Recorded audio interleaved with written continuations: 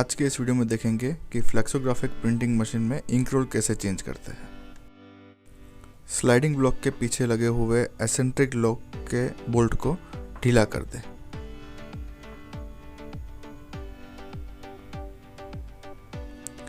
अब eccentric lock को खोल के पूरा असेंबली से निकाल दें।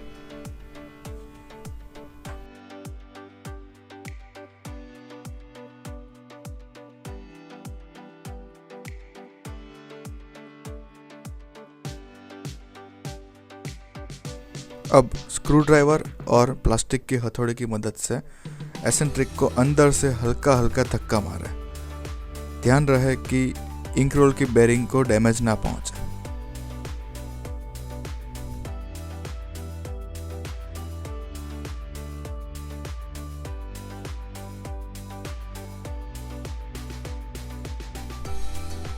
अब इंक रोल को एक हाथ से हल्के से उठाकर दूसरे हाथ से एसेंट्रिक को गोल गोल घुमाकर असेंबली से बाहर निकाल दीजिए।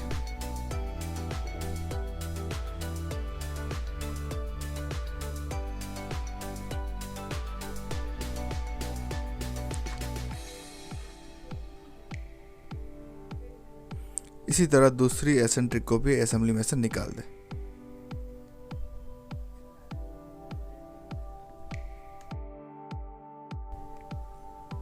अब इंक ट्रे के नोब को आप ढीला कर दीजिए। इंक ट्रे की दूसरी साइड भी नोब को इसी तरह से ढीला कर दीजिए।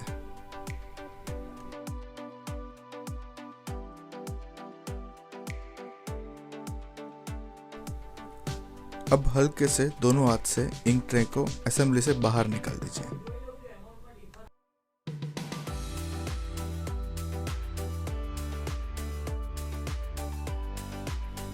इंक रोल के दूसरी साइड भी एसेंट्रिक के लॉक को खोल के उसे असेंबली से निकाल दीजिए।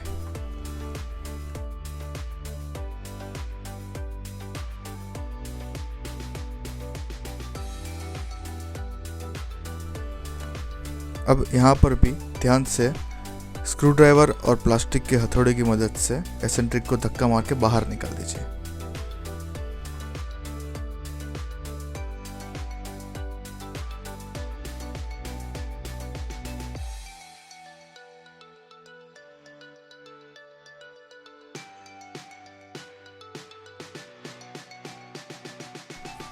अब यहाँ पर दो आदमी की मदद से इंक रोल को पहले लेफ्ट साइड धक्का मार के राइट साइड से उठाकर और मशीन से बाहर निकाल दीजिए।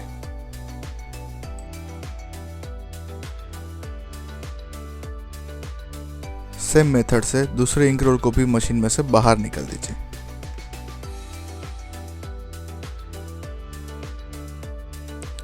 अब 4 mm की एलन की यूज करके इंक रोल पर लगे हुए गियर के तीनों ग्रब स्क्रू को आप ढीला कर दीजिए।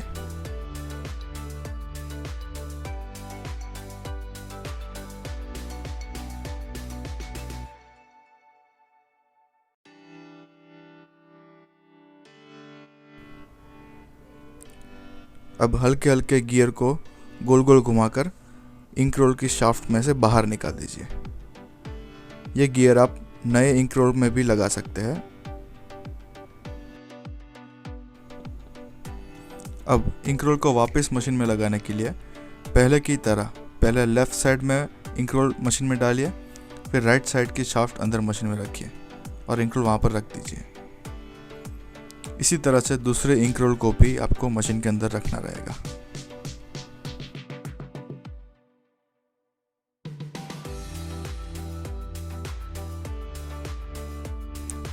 अब एसेंट्रिक को वापस अपनी जगह ब्लॉक पर लगाइए और दूसरे हाथ से इंक रोल को उठाकर वापस एसेंट्रिक के अंदर बेरिंग में उसकी शाफ्ट लगा दीजिए। जरूरत पड़ने पर एसेंट्रिक को आपको धक्का भी मारना रहेगा।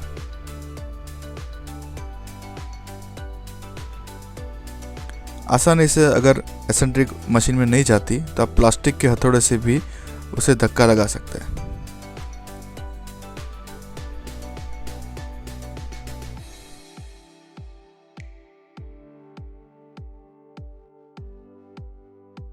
सेम मेथड से आप दूसरी एसेंट्रिक को भी असेंबली में लगा सकते हैं।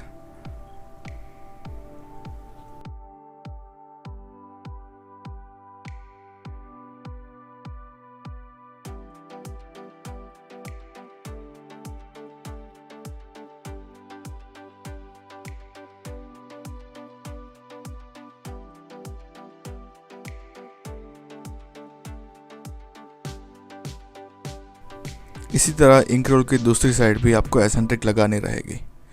इस व्यू में आप देख सकते हैं कि किस तरह से इंक रोल की शाफ्ट को एसेंट्रिक में लगे हुए बेरिंग के अंदर फिट किया जा रहा है।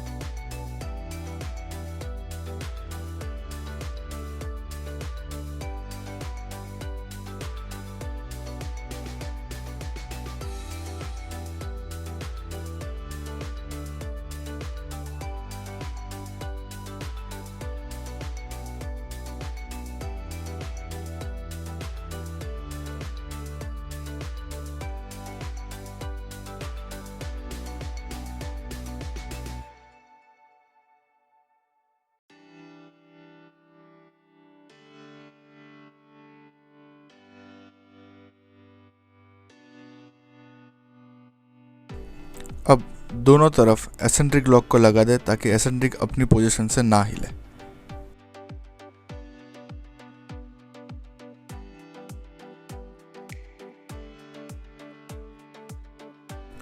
अब आखिर में स्लाइडिंग ब्लॉक के पीछे लगे हुए एसेंट्रिक लॉक के बोल्ट को टाइट कर दीजिए।